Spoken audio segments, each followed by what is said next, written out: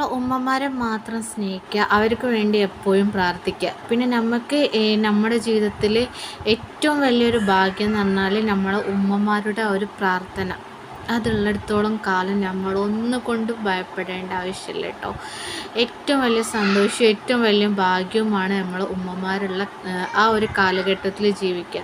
ഞാൻ എൻ്റെ മനസ്സിൽ എപ്പോഴും വിചാരിക്കലുണ്ട്, പഠിച്ചോനെ എൻ്റെ ഉമ്മ മരിക്കുന്നതിന് മുമ്പാണ്, പഠിച്ചോനെ ഇങ്ങനെ മരിപ്പിക്കണേ എന്നുള്ള ഒരു പ്രാർത്ഥനയായിട്ട് ഞാൻ ജീവിക്കാറുണ്ടായിരുന്നു.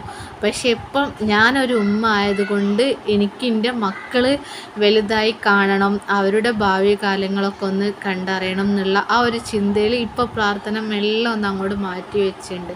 പക്ഷെ നമ്മളെ ഉമ്മമാരും പ്രാർത്ഥിക്കാതായിരിക്കട്ടോ, എന്താ പറയുക, എൻ്റെ മക്കൾ നല്ല നിലക്കെത്തണം, ഇതാക്കണം എന്നുള്ള ഓരോ പ്രാർത്ഥന ഉള്ളിടത്തോളം കാലം നമ്മൾ എന്താ പറയുക അത്രയും ഭാഗ്യവാന്മാരാണ്. അപ്പോൾ അടുത്ത ഇതേപോലുള്ളൊരു വീഡിയോ ആയിട്ട് ഞാൻ വീണ്ടും വരാം.